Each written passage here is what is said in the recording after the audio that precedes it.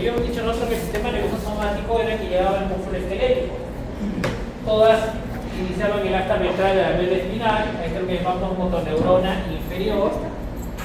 Siempre liberaba el único neurotransmisor que es acetilcolina, que siempre se unía sobre el sector N2.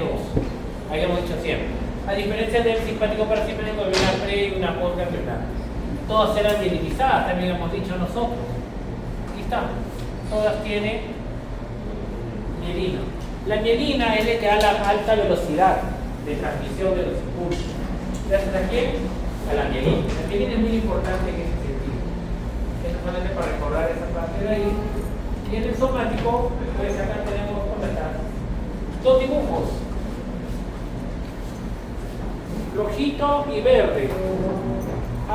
¿Cuál es aferente y cuál es eferente? Un minuto le doy. Aferente y eferente.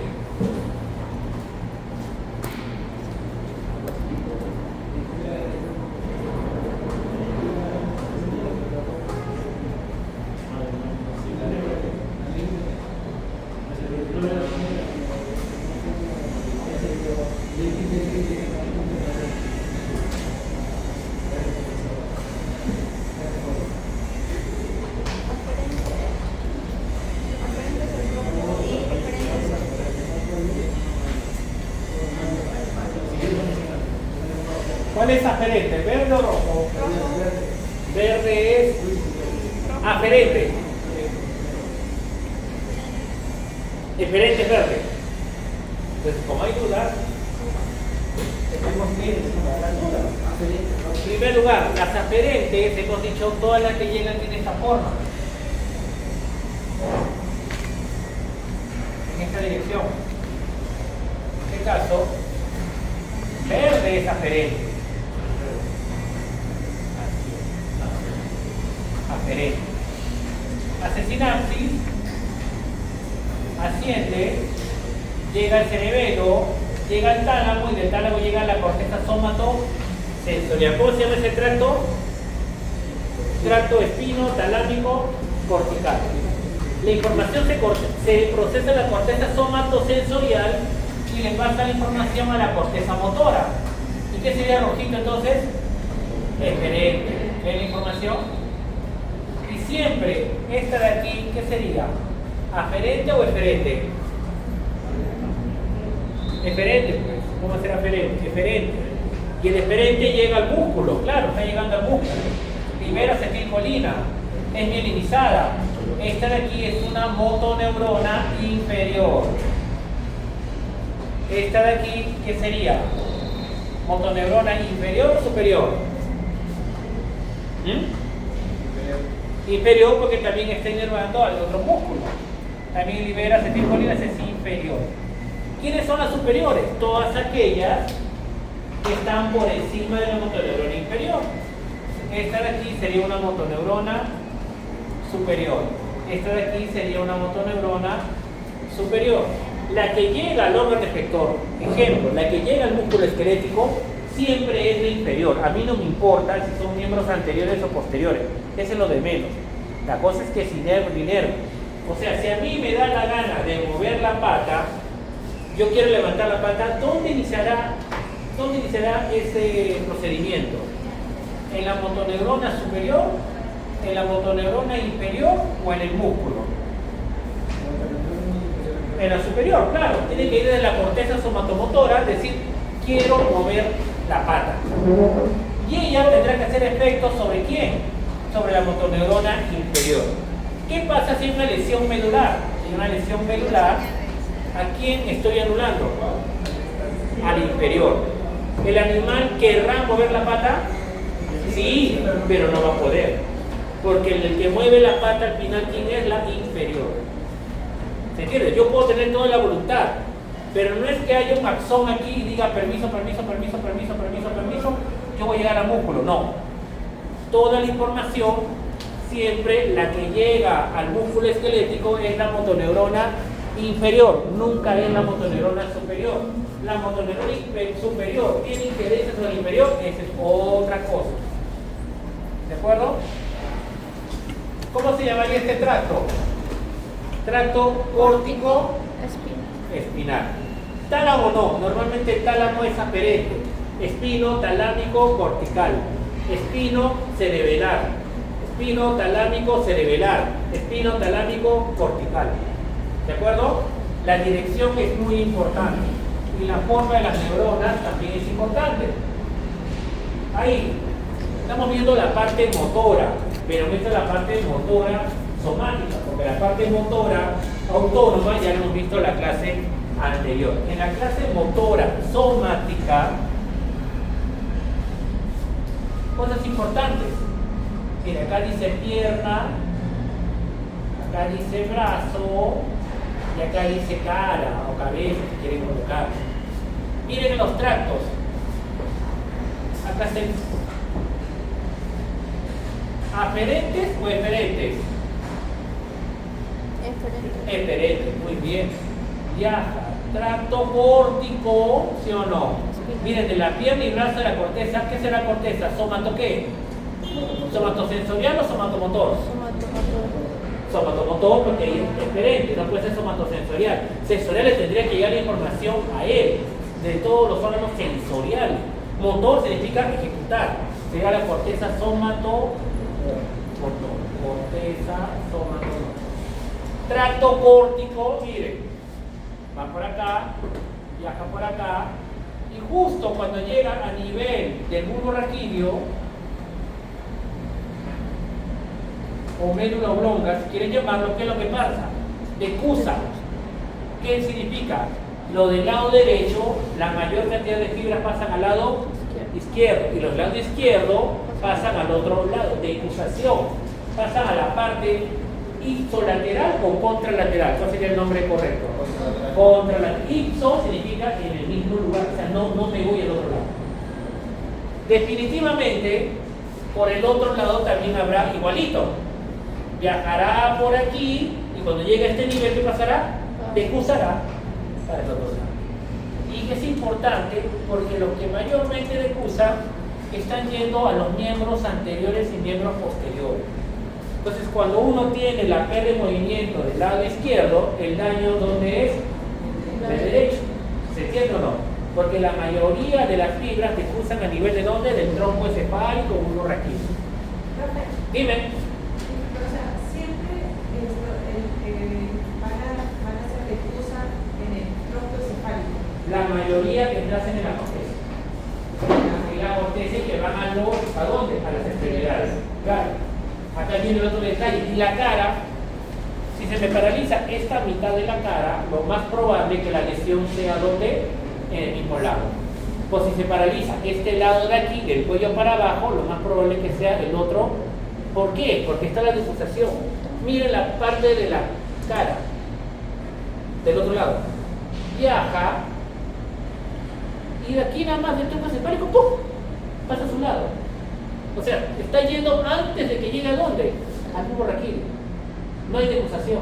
Entonces la cara, ahí sí, es del mismo lado. Si yo quisiera dibujarla de acá, también podría dibujarla así. Acá está, viaja, y de aquí, ¡pim!, me voy para acá. No hay decusación. ¿Por qué? Porque la inervación está antes del bulbo raquídeo. ¿De acuerdo? Entonces, eso es también importante tenerlo. El principal es el famoso tracto córtico espinal. ¿De acuerdo? Miren acá. Tracto córtico, viaja y luego en su nivel, ¿qué pasa? Pasa y así que va a hacer, va a decusar. ¿De acuerdo? Tracto córtico espinal. Esa es la vía piramidal. La vía piramidal, el principal tracto es el córtico espinal. La vía piramidal principalmente es voluntario. ¿Por qué es voluntario? Porque nace casi todo en la corteza somatomotor. Mover la pierna, mover el brazo, mover la cara, mover el dedo, mover la rodilla, cualquier cosa tiene que iniciarse en la corteza somatomotora. ¿Movimientos voluntarios o involuntarios? Voluntarios. El tracto extrapiramidal, no piramidal, le llaman piramidal, ¿por qué? Cuando decusa justo aquí. Y estas son las famosas pirámides vulgares. Entonces, como decusa en la misma pirámide, le llaman vía ¿Cuál será extrapiramidal entonces? ¿Que descruza que las pirámides o el costadito? Por el costadito. Ese es el extrapiramidal. Y la extrapiramidal, los principales neuronas se encuentran en el tronco encefálico.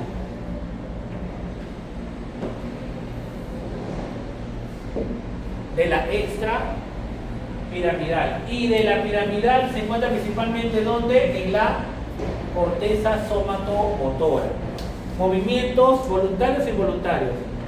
Voluntarios. Extrapiramidal, predominantemente involuntarios. ¿Como cuáles? De lo que nos interesa mucho. Postura del animal.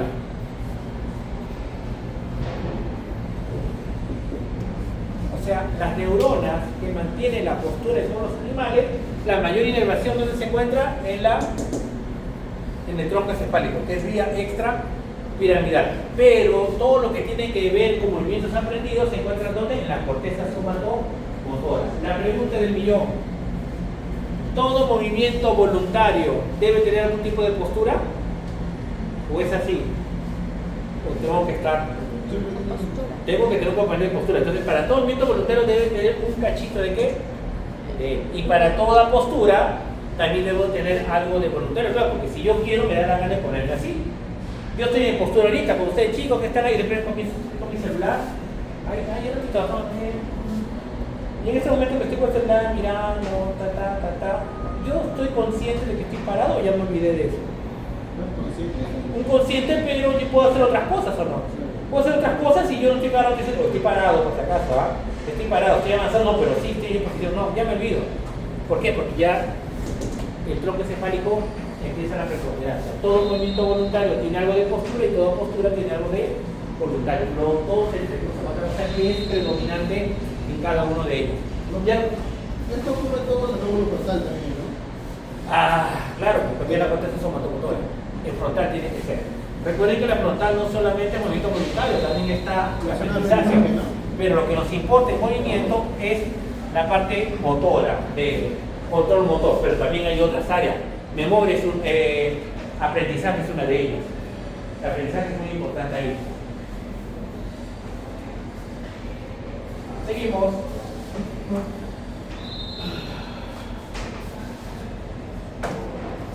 Rojo es aferente o eferente.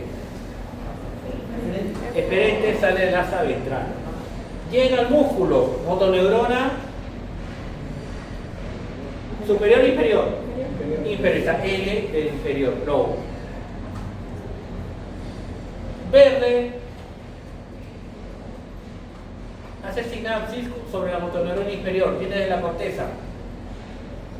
Motoneurona superior, motoneurona tracto córtico espinal, motoneurona inferior. ¿Cuál es aferente? Esta. Entra porque hasta, o el hasta dorsal. Acá está su ganglio. ¿Se acuerdan que el soma estaba acá? La forma siempre de las sensoriales. Así. ¿De acuerdo? Entonces, esto también tenerlo presente ahí. Todo movimiento, recuerden, para todas las extremidades, la motoneurona sale de esta ventral. Entonces, ¿esta qué sería? La motoneurona inferior. ¿Qué neurotransmisor libera acá? Acetilcolina. No hay otro. ¿Y quiénes serán estas de acá? Motoneuronas ¿de qué tipo? Superior, superior, superior. Corteza, córtico, espinal.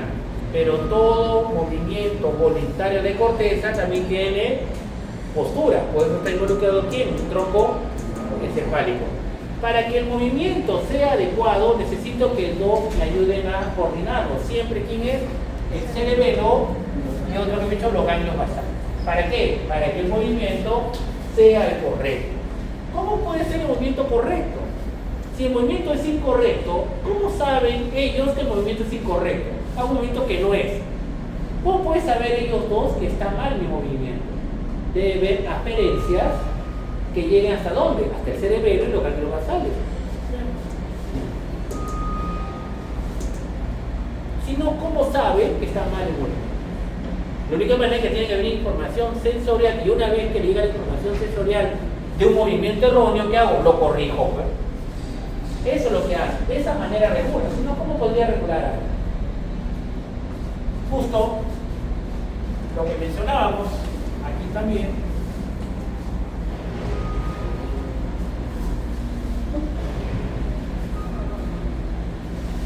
Justo lo que mencionábamos, miren, corteza motora, tracto córtico espinal.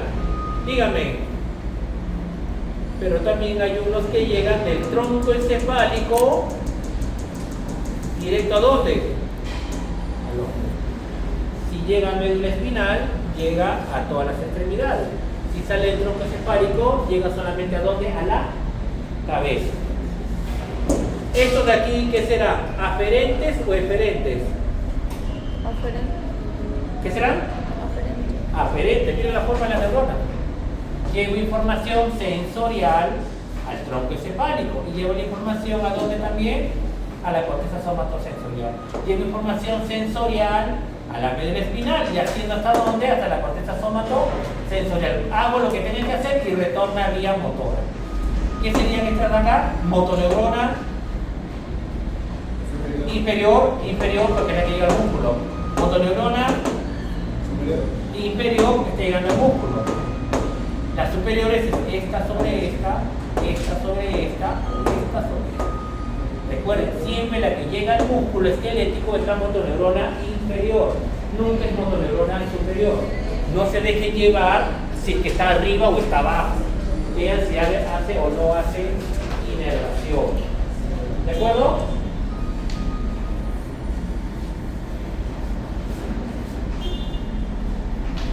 Una pregunta. Sale del asta ventral a médula espinal. Esta neurona que está saliendo de aquí, ¿es una neurona aferente o eferente? Eferente, muy bien. Ahora viene una pregunta para ti. Ella dice que es una neurona eferente. Esta se encuentra en el asta ventral, tiene mayor ensanchamiento. Si esta es una neurona eferente, ¿la verde es una neurona eferente o una neurona aferente? Correcto, no caíste, los dos son eferentes. ¿Por qué? Porque los dos están saliendo del asta ventral. Otra manera, miren la forma, son multipolares o no. Pero acá viene un detalle, miren, estos dos tractos que están viajando, están llegando ambos a los músculos esqueléticos, voluntarios y todo, o voluntarios o de postura, correcto.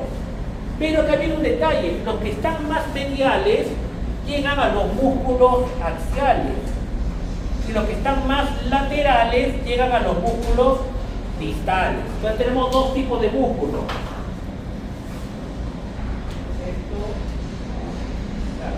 Llegamos aquí y ahí pasamos a músculo rojo, ¿de acuerdo? Este para terminar y solamente para tirar reflejos para hacerle la siguiente otro poquito más para finalizar. Los músculos que tenemos son de dos tipos. Los que están pegados a la columna vertebral le llamamos músculos axiales o distales. Están pegados a la columna vertebral, al eje. ¿Cómo le llamarías? ¿Axiales o distales? Axiales, porque axis es eje. O sea, los músculos que están pegados a la columna vertebral son músculos axiales. ¿Cuáles son los distales? La pregunta del millón. ¿Cuál de los dos estarán relacionados principalmente a los movimientos voluntarios? ¿Los axiales o los distales? ¿Y quiénes estarán más relacionados con la postura del animal? Los axiales. Entonces, si yo digo que los que están más pegados a la columna vertebral van a los axiales, estarán relacionados más con ¿qué? Con la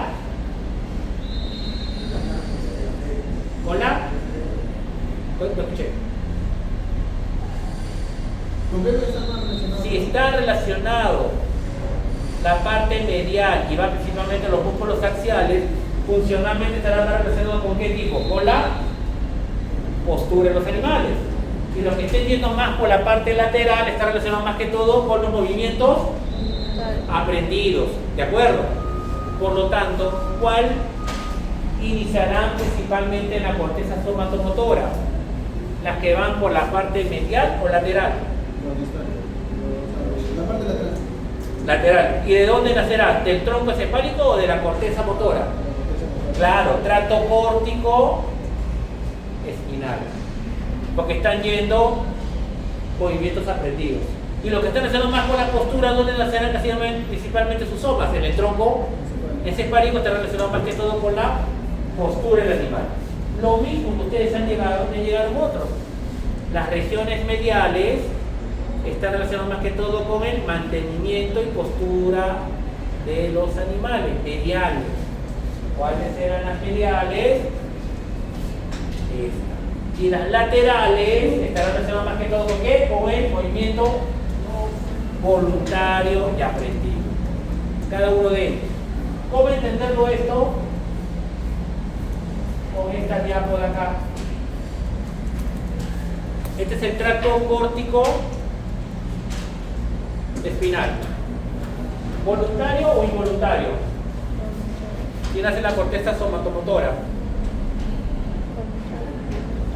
¿Voluntario o involuntario? Voluntario. Voluntario. Si va voluntario, ¿a qué músculo debería llevar más? ¿A los distales o a los mediales? Distales. A los distales. Miren, acá tenemos el músculo distal. Nace en la corteza somatomotora, decusa en el tronco encefálico. ¿Se han dado que decusa o no? Decusa el 90% de fibras. Cuando decusa, cuando saca por el asta ventral, ¿por qué zona el asta ventral saldrá? ¿Por la parte lateral o medial? Lateral. Y llegará a los músculos distales. ¿Aprendido o no aprendido? Claro, calificado porque nació en la corteza. Pero el 10% aproximadamente no decusa. Si el 10% no decusa, se va por el medio nada más. Y si va por el medio, ¿qué tracto estará agarrando más que todo? El medial. ¿Y irá a dónde? A los músculos axiales, que está relacionado con ¿qué? Con la postura, y está relacionado con el movimiento aprendido. Todo movimiento aprendido calificado tiene que tener siempre cierta postura. Se interrelaciona, pero principalmente ¿qué es?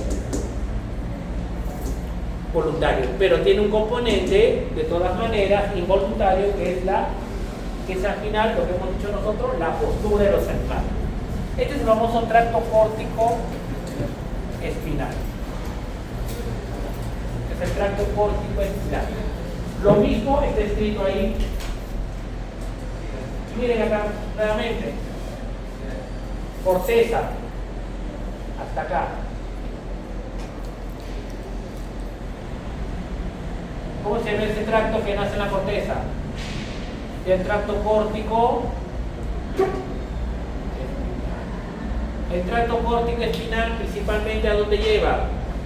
A la parte lateral. ¿A qué músculos van? Distales, movimientos aprendidos.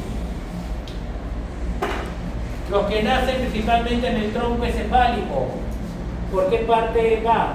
Por la parte medial. ¿A qué músculos van? Axiales. ¿Por qué está relacionado con la postura? Esto no quita que ciertos haces hagan influencia sobre la postura. ¿De acuerdo? Todos tienen un componente del otro. Eso es lo que quiere decir. En el gráfico solo faltó el tracto córtico espinal, voluntario. Eso es en sí lo que tenemos que tener presente en la parte del movimiento voluntario.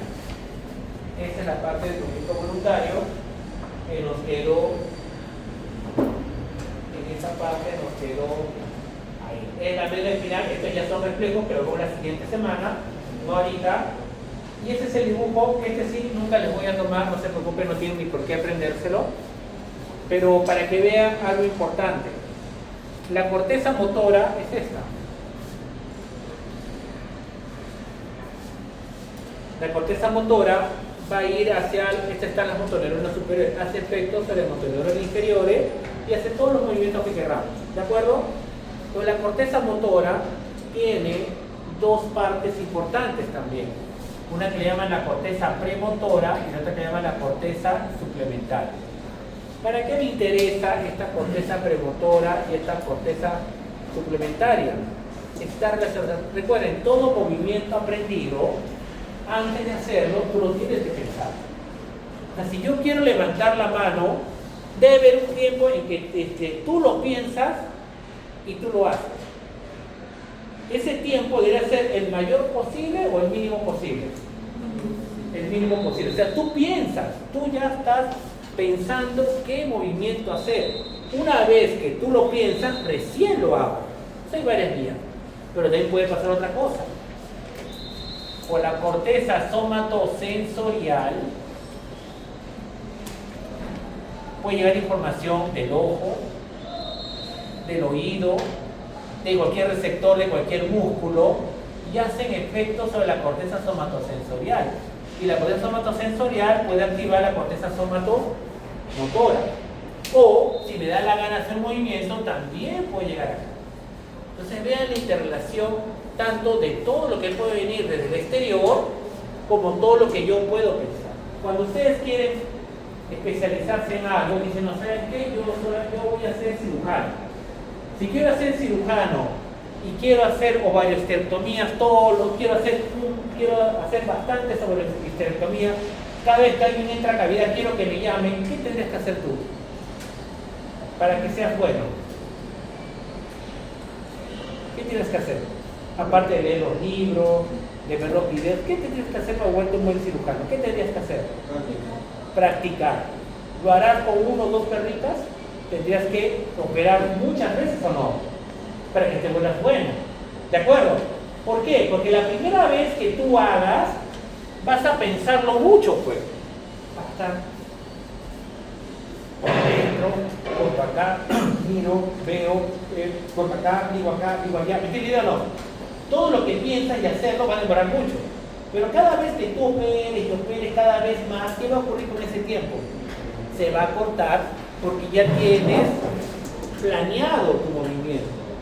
Entonces las capacitaciones hacen de que el tiempo en que lo que tú lo piensas y lo haces cada vez sea menos. Esas son todas las especializaciones, ¿no? De cualquier tipo de especialización en algo, repites tantas veces algo que al final te vuelves bueno en ello, no porque te haya salido en este momento la información que se hace más inteligente, sino por repetición. La costumbre, pero es más repetitivo, te capacita, cuando tú te especializas en algo. Te hacen hacer otra cosa diferente, pues te vas a demorar un montón de tiempo porque no has hecho las repeticiones que debes hacer. ¿De acuerdo o no? Esta es muy importante acá en la corteza frontal, que hace efecto sobre la corteza. Ahí nos quedamos sobre este tema y ahora sí, ya que hemos hecho 40 minutos del tema de movimiento, lo que nos queda hasta las 7 de la noche es hacer sobre lo que sí, lo que hemos hecho viene para otro examen, no mucho, pero lo que sí va a venir y que está en el sílabo estipulado es lo otro.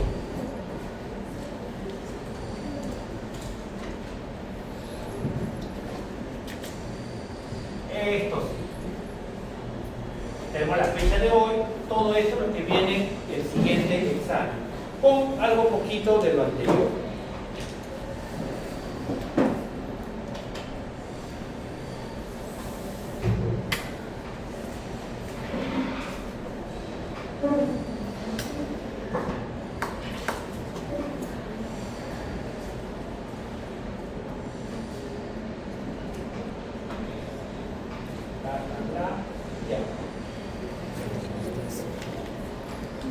¿Qué son?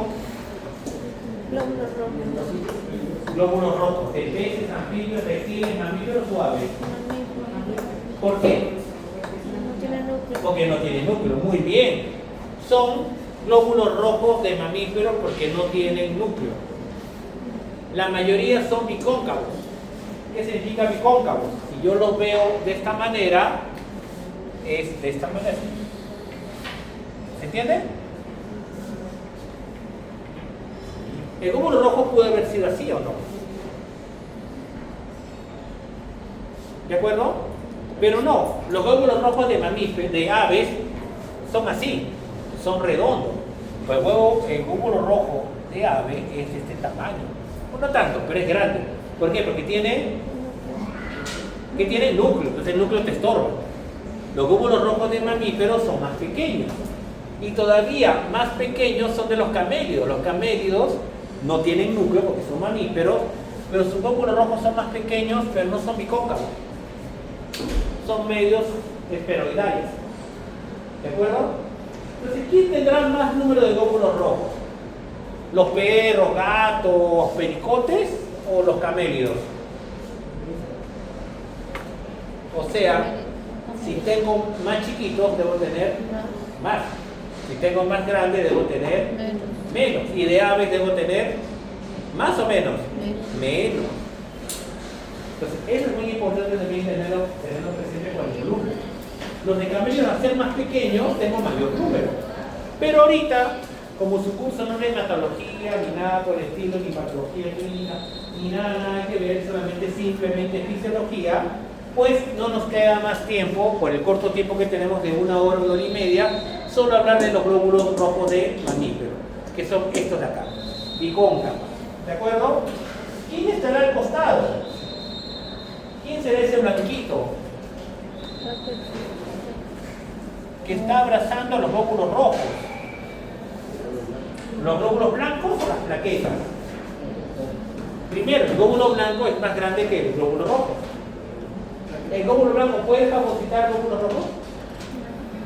Claro, los macrófagos los encuentran en el vaso, y cuando ven un glóbulo rojo bien viejito, ¿qué hace ese macrófago? Se lo traga. Pero el macrófago tiene que ser más grande, el macrófago tiene la línea blanca. ¿Quién será este? Una plaqueta. Normalmente las plaquetas, no normalmente, todas las plaquetas no son células. No son células. El glóbulo rojo, raspando, es célula. El glóbulo blanco también es una célula. Leucocito, cito es célula blanca. ¿De acuerdo? Eritrocito es célula roja, aunque algunos dicen que el glóbulo rojo no es célula, pero lo vamos a considerar célula. Las plaquetas no son plaquetacitos, ¿me entiendes o no? No. Le llaman trombocitos, sí, pero no es una célula. El trombocito o la plaqueta es un resto de una célula. O sea, son fragmentos celulares. Y normalmente este glóbulo blanco, esta plaqueta, es así. Son como las lentejitas, como el chinchín, son así, nada más. Esta tiene esta forma. ¿Qué tiene esta plaqueta? ¿Qué le ha salido? Como deditos, prolongaciones, que se llaman pseudópodos. Y estos pseudópodos, cuando vamos a ver la expulsión de las plaquetas, esta es una plaqueta inactiva y esta es una plaqueta activa. ¿Cómo sabes que está activa? Porque tiene los pseudópodos. Si no tiene los pseudópodos, es una plaqueta inactiva. ¿De acuerdo? Eso tenemos siempre. Plaqueta activa y plaqueta inactiva.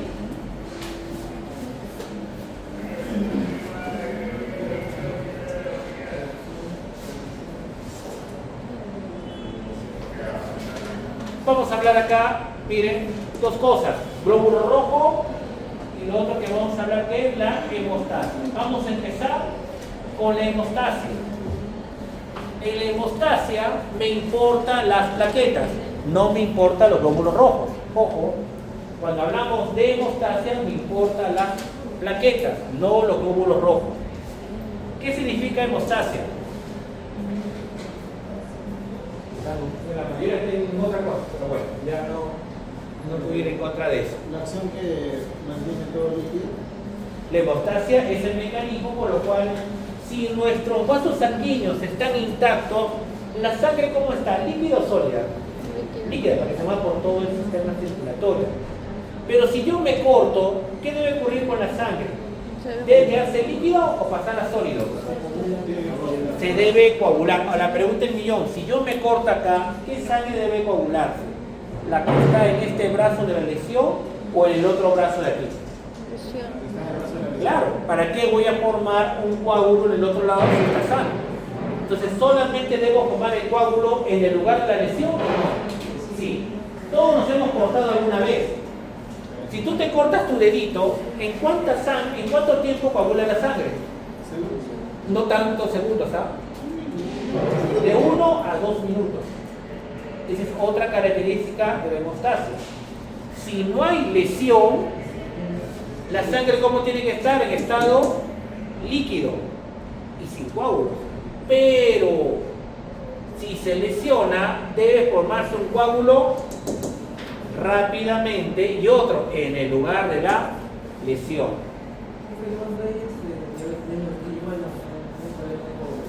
Claro que hay diabetes, hay problema de coagulación.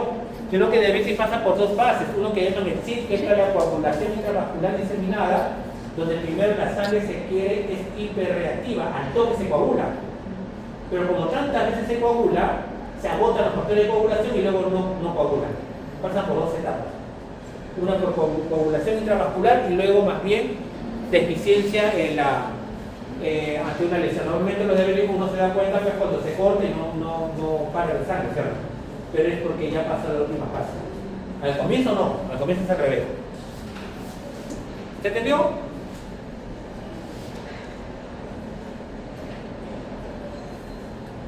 Todo lo contrario sería la trombosis. La trombosis, ¿qué sería? Que se forme un coágulo cuando no hay lesión. Y otra, si la lesión es chiquitita, debería formar un coágulo chiquitito, pero rápido, formas un coagulón. Esa es la trombosis. Hay trombosis venosa, claro. Hay trombosis en septicemia. También en la septicemia, ¿qué pasa con el endotelio? Las bacterias rompen el endotelio. ¿Y qué pasa? Se coagula la sangre. ¿Qué es lo malo que la sangre coagule? Un trombito puede desprenderse, llega al corazón y un infarto. Entonces, esos son los problemas de la trombosis. No solo la formación de coágulos, sino que ese coágulo bloquee el flujo sanguíneo en algún lugar.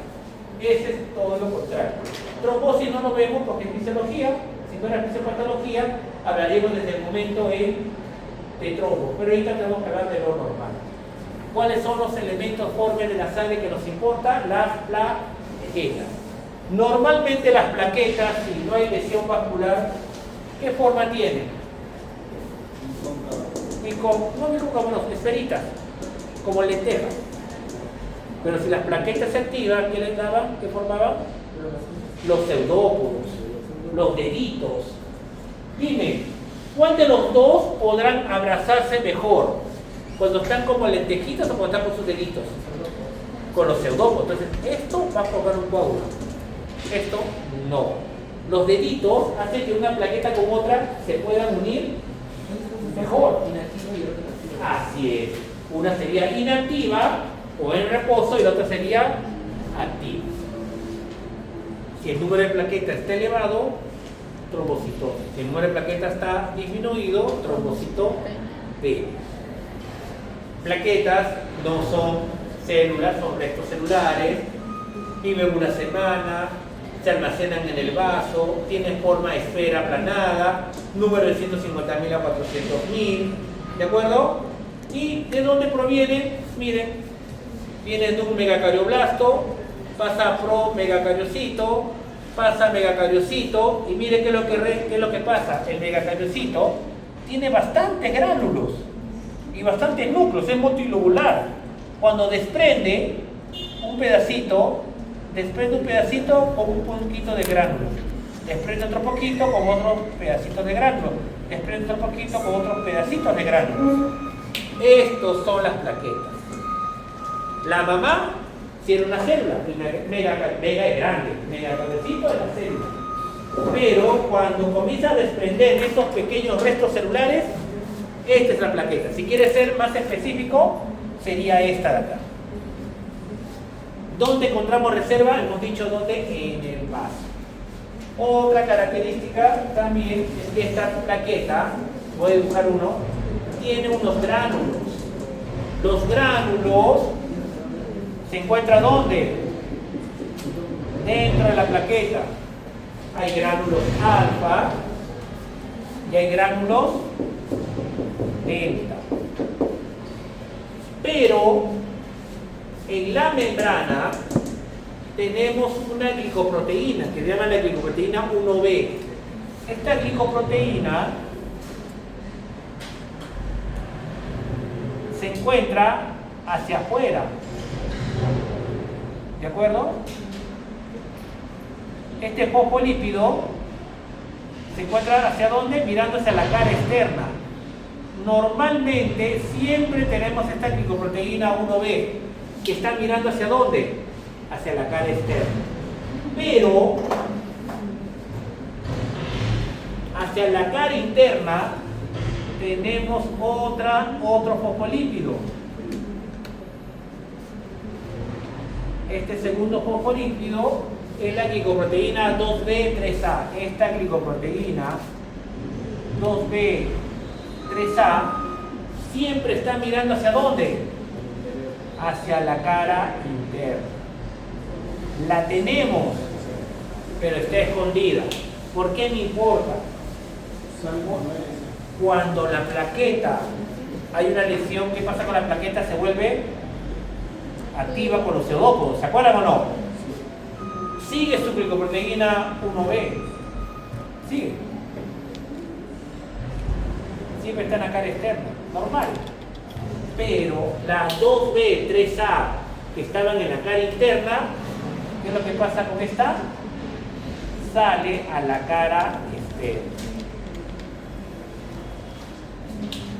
O sea, cuando está inactiva, está en la cara interna. Cuando está activa, se va a la cara externa. Pero ¿cómo tengo que saber? ¿Cómo tiene que esta plaqueta?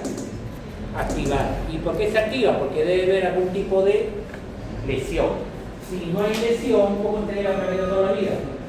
Inactiva. Pero siempre tiene la glicoproteína 1B en la cara externa. Eso sí. ¿Conforme hasta ahí? Y la tubulina, pues una proteína para poder formar los pseudópodos. Pues, para poder cambiar de forma, las tubulinas tienen que ayudar, pues en el citoesqueleto. Si no, ¿cómo podría cambiar de forma? Ahí se entiende. ¿De acuerdo? ¿Se entendió ahí? ¿Alguna duda aquí? En los que siguen la clase, ¿estamos bien todos? ¿Sí?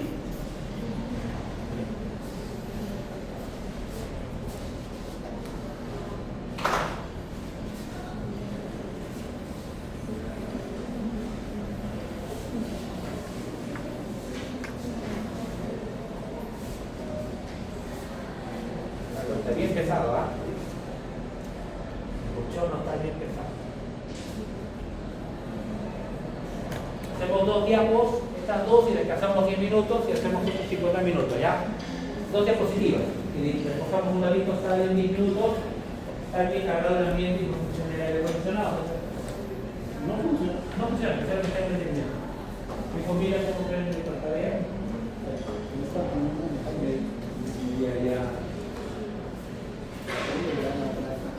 Desconozco, como diría, desconozco cualquier cosa situacional.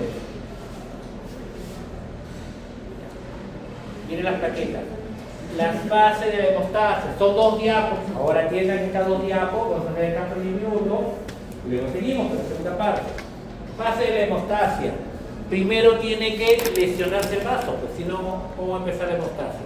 Si no hay lesión, la sangre, como siempre, estaría en qué estado? Líquido. ¿Y las plaquetas qué forma tendrían? Inactivas esferas. Con glicoproteínas 1B, nada más la 2B3A escondida. Se lesiona el vaso. 3 fases en la hemostasia. Fase de vasoconstricción, fase plaquetaria y fase de coagulación. ¿Qué es vasoconstricción? Si hay una lesión, ¿qué pasa con los sanguíneos? Se contrae. ¿Para qué reducirá el calibre? ¿Con qué objetivo? Que pase menos sangre y se pierda menos sangre, claro. Eso es importante. Entonces la primera sería la vasoconstricción. Los vasos sanguíneos que tienen la capacidad de hacer vasoconstricción, o sea que el calibre disminuya, son dos nada más: arteriolas y vénulas. Las arterias, la arteria aorta es gigante, no va a hacer vasoconstricción, es muy grande, no puede. ¿De acuerdo? Los capilares no tienen músculo liso, por lo tanto no pueden hacer vasoconstricción. Los que pueden hacer vasoconstricción son arteriolas y vénulas, tampoco venas, ni arterias, ni venas, ni capilares. Los únicos son arteriolas y vénulas. Importante que el sistema nervioso simpático libera adrenalina, vasoconstricción. El endotelio libera otro vasoconstrictor llamado endotelina y que hace vasoconstricción. ¿Con qué objetivo? Menos pérdida de sangre. ¿De acuerdo? Ese es importante. Y esta diapo, que ahí vamos a hacernos el descanso, quiero que la miren un ratito, miren un minuto, a ver qué nos puede salir de ahí. Miren un minuto mientras yo me ventilo afuera porque hace calor.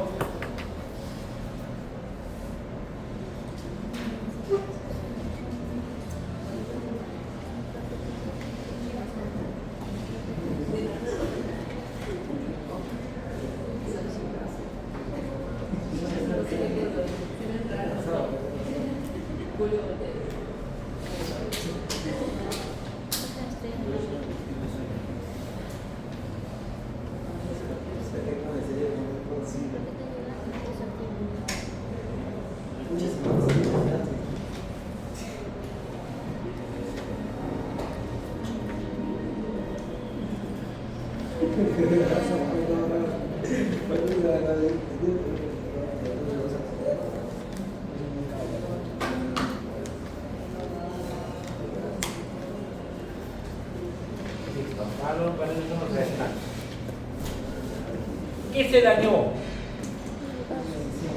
¿Pero qué se dañó? ¿Qué parte de toda la pared del vaso sanguíneo? El endotelio, porque el endotelio tiene una sola capa. Si es una monocapa, se rompe rápidamente. ¡Clac! Y cuando se rompe claramente, vean que todo endotelio, hasta que sea capilar, no me importa si es capilar, tiene colágeno debajo del endotelio. En la capa subendotelial, en ambos lados, ¿qué es lo que tiene? Colágeno. La pregunta, ¿aquí se lesionó el endotelio? Acá. No. La sangre, ¿con quién está en contacto? ¿Con el endotelio o con el colágeno? Con el endotelio, porque el endotelio no está dañado. Pero en esta parte, ¿qué pasó con el endotelio? No está. Ahora la sangre, ¿con quién está en contacto? Con el colágeno. O sea, si el endotelio no se daña, la sangre nunca entra en contacto ¿con quién? Con el colágeno. Y si no entra en contacto con el colágeno, quiere decir que siempre mis plaquetas, ¿cómo están? Esféricas, inactivas. Pero si la sangre entra en contacto con el colágeno, miren, ¿quién se va para ahí? Las plaquetas. Las plaquetas primero se adhieren. Si se adhiere, ¿cómo se llama esa fase? Adhesión plaquetaria. Adhesión plaquetaria. Se adhieren ¿quiénes? Las plaquetas. Se forman una monocapa, ¿se han dado cuenta o no? Y luego de que las plaquetas se han adherido, ¿qué pasa con las plaquetas? Se activan porque se han cambiado de forma. ¿Y forman los pseudópodos o no? Y dime, aparte de que al comienzo había una capa, ¿qué pasa con las plaquetas activas? Se juntan, se agregan. ¿Cómo sería esa segunda fase? Agregación plaquetaria. Eso es la fase plaquetaria. Las plaquetas se adhieren y luego las plaquetas se agregan. Y eso se forma el tampón plaquetario. Adherencia y agregación. ¿Cuál de los dos será más importante para ustedes? Las dos son igual importantes. Si yo tengo una mala adhesión, se adhieren mal, las plaquetas se activan, pero como están bien adheridas, cuando viene la sangre, ¿qué pasa? Un trombo. Todo lo contrario, se adhieren bien, pero no se agregan bien. Como hay una sola monocapa, viene la sangre y ¿qué pasa? Lo desprende. Pero cuando tiene una buena adhesión y buena agregación plaquetaria, se forma un buen tapón plaquetario. La pregunta del millón: ¿hay enfermedades que cursan con trombocitopenia o no? Ehrlichia que causa trombocitopenia. ¿Qué pasa con el número de plaquetas? Disminuye. ¿Cuál sería uno de los signos que hay? Hemorragias, petequias y todo lo demás. Claro, si tengo menos número de plaquetas, ¿se activarán el número adecuado o menos número adecuado de plaquetas? Y si hay menos plaquetas, ¿cómo se hace un tapón plaquetario? ¿Bueno o malo? Malo. Si no es débil, ¿qué pasa con la sangre? Lo desprende. Sangrado, sangrado y sangrado. Por eso es importante las plaquetas. En este caso, con un perro que tiene una Ehrlichia, sería recomendable aumentarle más coagulantes para... Pero puede formar trombos también. Para una operación, pues, para que... Pero no operación ahí, sí, sin ahí, porque si no, tendría que estar con la transfusión también, con tu bolsa de transfusión de todas maneras, porque puede haber un cuadro de hipotensión por ahí. Tal vez el sangrado no lo puedes visualizar en ese momento. Y el coágulo se podría localizar mediante tinción, ¿no? ¿Cómo? O sea, si hay un coágulo, se localiza mediante tinción, ¿o cómo? No. La única manera que puedes saber que tienes un coágulo, tendrías que sacarle una resonancia magnética, pues.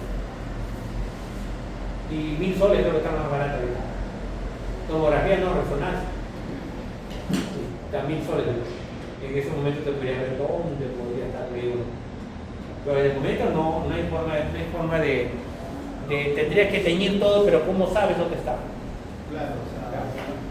No. Ahora, otra cosa es que hagas todo un tipo de cirugía invasiva, que entres con un catéter por vaso sanguíneo.